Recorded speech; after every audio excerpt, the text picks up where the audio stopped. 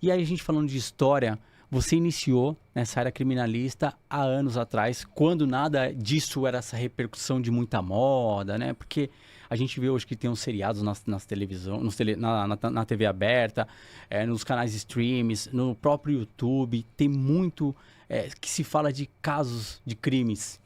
E antes não tinha essa visibilidade toda. E você lá atrás já decidiu ir para essa área. Como é que foi, doutora?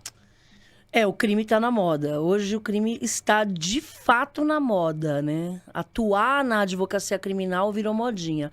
Mas a minha história não é de hoje, né? Então, para entender aí como eu cheguei hoje na advocacia criminal, a gente tem que voltar 27 anos atrás, quando eu tinha concluído o ensino médio, fui prestar concurso público. E aí tinha 2 concursos que eu prestei. Banco do Brasil, escriturária, e Polícia Civil Investigadora de Polícia. E eu passei nos 2 concursos, Rei. Eu passei. E na época minha mãe falou, vai pro banco, filha. Não, você tem que virar bancária porque é o banco, porque é o banco. E eu falei, não, mãe. Eu quero adrenalina, eu quero viver isso, eu quero entrar na polícia, andar armada, prender bandido, eu quero investigar. E eu gostava muito de Arthur Conan Doyle, né? Histórias de Sherlock Holmes, Agatha Christie. Então, eu queria entrar na polícia, quando eu me inscrevi para investigadora de polícia, eu queria ser um Sherlock Holmes de saia. Andar com a lupa, investigar, desvendar os crimes, e eu consegui atingir meu objetivo. Passei nos 2 concursos, escolhi a carreira na polícia, e aí começa a minha trajetória no processo penal brasileiro como investigadora de polícia. Trabalhei em vários departamentos, em várias delegacias, e principalmente no departamento de homicídios, que era a minha paixão, que era o que eu queria, né? Trabalhar com crime contra a vida. Consequentemente, ali eu já quis me desenvolver além do ensino médio, fui fazer a graduação, entrei na faculdade de Direito e, naturalmente, eu ali já me apaixonei pela advocacia criminal e acabei ali transitando, né, fazendo essa transição da polícia investigadora para advogada, da mulher que prende para, de repente, a mulher que começa a soltar. E é muito mais prazeroso revogar a prisão do que prender, né? Prender é necessário, punir é necessário, faz parte da nossa sociedade. Mas, como advogada criminalista, como pessoa, como profissional, eu consegui me satisfazer, consegui atingir meu objetivo e falar, é isso que eu quero fazer. Eu não quero ficar na polícia. Eu quero fazer isso, eu quero defender pessoas, eu quero defender réu, eu quero defender o inocente, quero defender até o culpado. Mas eu quero fazer isso, eu quero ser uma advogada criminalista. Então, a advogada criminalista não nasceu da advocacia. A advogada criminalista nasceu da polícia judiciária, através da minha experiência enquanto investigadora de polícia. Que louco essa história. Achei assim, totalmente diferente do que a gente costuma ver, né? Porque você tava ali, tipo, vamos, né, da polícia. Sim. E agora eu tô do lado do réu. Sim. São muito distintos, né? E você sentiu que teve alguma repercussão interna dentro dos colegas de trabalho da época, alguma coisa assim? Não, até hoje, quando acompanho alguma prisão em flagrante, alguma ocorrência, alguma operação, como advogada do indiciado, do suspeito, do averiguado, do acusado, enfim, eu encontro colegas que fizeram academia de polícia comigo na USP, porque a Academia de Polícia Civil do Estado de São Paulo é dentro da USP, Sim. né? Então, eu encontro colegas que fizeram a Cadepol comigo, eu encontro colegas que atuaram na mesma equipe de investigação em delegacia, só que hoje eles continuam na polícia, alguns já evoluíram de classe e tudo mais, e eu ali advogando. Então, isso é muito legal, né?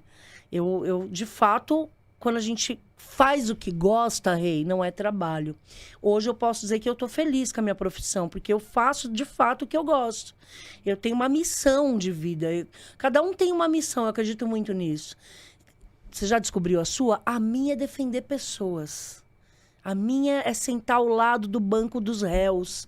A minha é observar que mesmo aquela pessoa que cometeu um crime mais aberrante, mais hediondo, aquele brutal crime, mesmo assim, ele tem ao lado dele uma pessoa que vai garantir que, no mínimo, ele tenha um julgamento justo.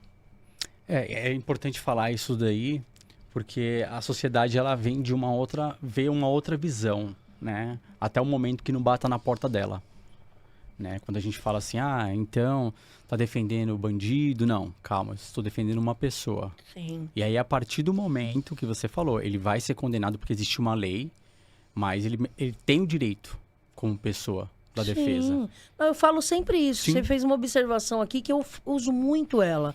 Que eu falo assim, as pessoas querem punir indiscriminadamente. Então, qualquer tipo de delito que ocorre, a pessoa tem que ficar presa, prisão perpétua, ou tem que morrer, tem que ter pena de morte no Brasil. As pessoas querem punir até ser o seu filho que vai pra cadeia. Até ser o seu marido que é acusado injustamente. Até ser o seu ente querido. Aí muda de figura. Aí não pode ter pena de morte. Aí não pode ter prisão perpétua. Aí não pode ter tempo máximo de prisão de 40 anos aqui no Brasil. Aí você vai precisar de um advogado. Então, muita gente... o advogado criminalista, ele sofre muito preconceito, Rei. Por quê? Eu não pratico atos ilícitos. Eu levo minha vida corretamente. Eu trabalho, meu dinheiro é lícito, eu procuro, dentro dos padrões da sociedade, agir corretamente. Sim. E mesmo assim, eu sou taxada de bandida porque eu advogo para pessoas que são acusadas de crimes. Mas eu não defendo o crime. Eu não defendo a conduta praticada, supostamente praticada pelo meu cliente. Muitas vezes, apesar de a pessoa realmente estar no BO, ser culpada, ter cometido um crime, ali a gente defende direitos das pessoas. Direito de fazer uma produção de prova, de você ter o contraditório, porque a acusação tem de um lado a acusação, do outro lado a defesa. Você tem o direito. Todos nós temos direito à ampla defesa e contraditório, isso é constitucional. Então, as pessoas têm que entender que não pode tacar pedra no criminalista porque ele advoga para bandido. Amanhã pode ser o seu filho, acusado injustamente. Quantos e quantos casos a gente vê de prisão? Gente, no sistema nosso penitenciário não tem só pessoas que cometeram crimes. No nosso sistema penitenciário, tem a falha, né? Tá cheio de pessoas inocentes. Principalmente pessoas acusadas de crime de ordem patrimonial, que é o crime de roubo. Então, aquele assalto, roubo de celular, aquela tomada no farol, na hora que você para, tá dirigindo, o ladrão vem, estoura seu vidro, pega seu celular, ou pega sua bolsa, você é tomado na rua. Esse tipo de delito, que tem violência, que tem grave ameaça, muitas vezes a vítima, ela chega na delegacia e é mostrado um álbum de fotos daquela região, com as fotos das pessoas. Aí a polícia mostra esse álbum, aí a vítima fala, foi esse. E aquele indivíduo que é inocente, muitas vezes é povinho, trabalhador, honesto, humilde, passa a figurar como réu num processo em que ele não tem nada a ver, porque é negro, porque é pobre. Há milhares e milhares de pessoas presas injustamente, principalmente em razão da cor da pele. Quantas e quantas pessoas pretas são reconhecidas judicialmente, ou na delegacia, ou em juízo, como autores do crime, que não tem nada a ver com isso, porque são parecidos, a pessoa não sabe distinguir e reconhece, a vítima reconhece com seu desejo de vingança, com seu desejo de fazer justiça por aquela situação que ela sofreu enquanto vítima, aponta o dedo para qualquer um no álbum de fotos. E aquela foto que foi apontada por aquela vítima passa ali a nascer um réu num processo que muitas vezes nem tem nada a ver com isso. Então, é muito delicado. E você já viu inúmeros casos, inúmeros processos. E quando vai para júri popular, você sente que a sociedade ela olha diferente quando a pessoa é uma pessoa negra, uma pessoa com uma figura às vezes a pessoa tem um coração doce, mas a pessoa tá com uma característica mais agressiva. E aí o júri faz a leitura de aquela pessoa é cruel. Tem isso? Tem, é que assim, é muito subjetivo, porque o tribunal do júri, quem julga no tribunal do júri não é o juiz togado. Quem julga no tribunal do júri é o povo. São 7 indivíduos que são sorteados para, por um dia, se tornarem juízes e julgar os crimes dolosos contra a vida. Então, quem são os jurados? Pode ser você, pode ser a tiazinha do cachorro-quente, pode ser o padeiro da esquina, pode ser um médico, pode ser sua professora, pode ser qualquer um. Então, muitas vezes, esse qualquer um pode ser jurado, esse indivíduo, esse cidadão comum, ele tem toda uma cultura, ele carrega uma bagagem cultural, doutrinária, educacional, e muitas vezes alguns preconceitos também. Então, quem garante que determinado jurado ali dentro do plenário não seja racista ou homofóbico? Isso é muito comum. E o papel do advogado nesse ponto é difícil, porque um bom advogado tribuno do júri, ele vai previamente verificar qual que é a lista dos jurados que vão ser convocados, estudar essas pessoas que podem eventualmente serem sorteadas para o seu plenário. Tem toda uma técnica, né, de estudos para você poder sortear os jurados também. Aí é uma outra questão para uma pauta para um outro dia. Mas tribunal do júri é complicado, porque você nunca sabe o que a pessoa pensa. Então, o advogado ele vai convencer ali. Que eu falo sempre, quando eu dou palestra, principalmente sobre tribunal do júri, eu falo, advogado bom, principalmente no tribunal do júri, ele derruba avião na ideia. Ele derruba avião na ideia, ele entra na mente dos jurados. Por quê? Muitas vezes, imagina um processo de 10 mil páginas. É um padrão. Hoje em dia, o processo de 10 mil páginas é comum. Principalmente causas que estão há anos aguardando julgamento. Processo de 10 mil páginas. Os jurados não vão ler, porque eles acabaram de ser convocados, acabaram de ser sorteados. Eles vão se familiarizar com a causa durante o plenário.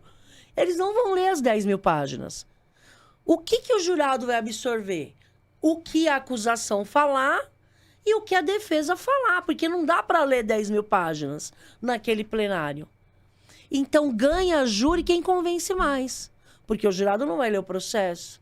Quem convence mais, o promotor, ou quem convence mais é o advogado. E fora... Júri é uma caixinha de surpresas. Sim, não. E fora casos que têm repercussão nacional. Isso daí, aí já, o júri já entra com... Que nem casos midiáticos, por exemplo, a gente vê aí, por exemplo, o caso da menina Vitória, né? Eu não conheço a investigação, eu não me aprofundei sobre o caso, mas eu sei que esse é um exemplo de intervenção da mídia num processo penal. Porque a partir do momento que a mídia ela manda um advogado ali para se oferecer gratuitamente, um advogado que é vinculado com aquela emissora, se oferece no processo, passa a figurar como defesa, pro bono. Então, eu vejo ali que não há uma defesa de fato ali, uma defesa de direito. O que há ali na verdade, uma intervenção midiática no processo penal brasileiro, que é um absurdo, né? Porque um jornalismo ético de qualidade, ele não intervém na causa. E tá tendo muito disso, né, ultimamente. Muito. Porque aí vê um caso, faz essa repercussão, e aí você vê que o advogado fica o tempo todo disposto ali para a mídia daquele canal. Sim, teve um caso aí, um exemplo, aquele caso eu não lembro o nome dele agora, da pessoa que foi acusada de assassinar o rapaz lá que era não era Rá-Tim-Bum, não, do Carrossel. Sim. O menino do Carrossel, como que é mesmo o nome dele? Aquele senhor que executou o menino e os familiares também, acho que foi o pai. Isso, esse aqui mesmo. No Jardim Miriam, Rafael Miguel. Isso, exatamente. O ex-sogro, né, que cometeu esse crime, ele deu uma declaração para a imprensa que ele não aguentava mais advogado o dia inteiro chamando ele no parlatório. Não aguento mais, só hoje veio 10 advogados aqui me procurar. Advogados que ele não chamou, ele falou, não vou contratar advogado, eu vou ficar com a Defensoria Pública. E advogados indo lá se oferecer para trabalhar, por conta da repercussão midiática. Ele deu uma declaração dessa. Acontece muito esse caso aqui, né? Isso, exatamente. Que é um absurdo, né, essa história. Então ele E é foi um um dos caso que primeiros a ainda- falar na mídia, né? Sobre essa questão dos advogados ficarem em cima para aparecer na mídia. Isso, ele continua com a Defensoria Pública, né? Eu soube que a defesa do réu continua com a Defensoria Pública, mas esse é um caso em que tentaram ingressar por conta da repercussão midiática. O réu que falou, não quero, eu vou ficar com o advogado do Estado. E ele se posicionou assim. Ele já foi julgado? É o Paulo Cupertino, né? Se não me engano. Isso, o Cupertino, ele mesmo, que eu queria lembrar.